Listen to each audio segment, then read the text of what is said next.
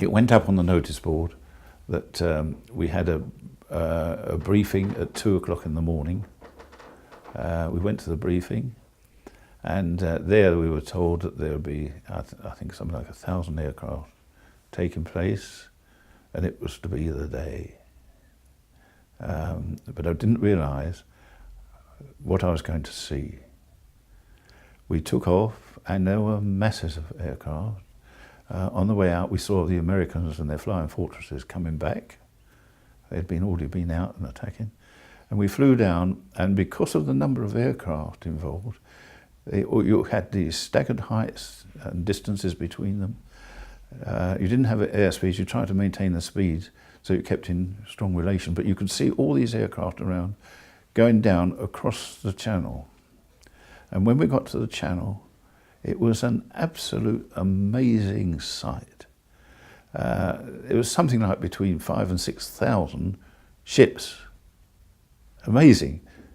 All steaming, and they were in line astern, these ships. You could see them all one after the other going across the channel. And as we flew across the channel, we knew then that they were fairly soon going to actually land, because they were about 5 to 10 miles off the coast when we went over them. And what we did, because of the number of aircraft, we actually flew down. We were all bombing all the gun emplacements and everything that was likely to fire at the ships coming in. You can see all the gun emplacements, and I went back and saw them last year, as a matter of fact. And we flew in a direct line, and because of the number of aircraft, you had to fly on and turn off at a set time to avoid entering the bombers coming down the other way.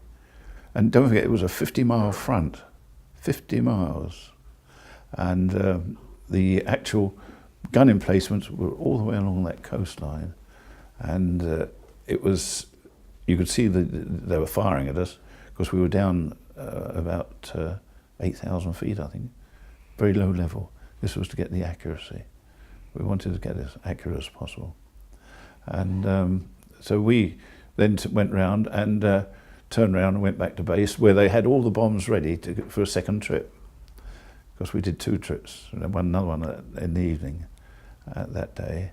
They were landed, loaded on, and on the second trip we had to bomb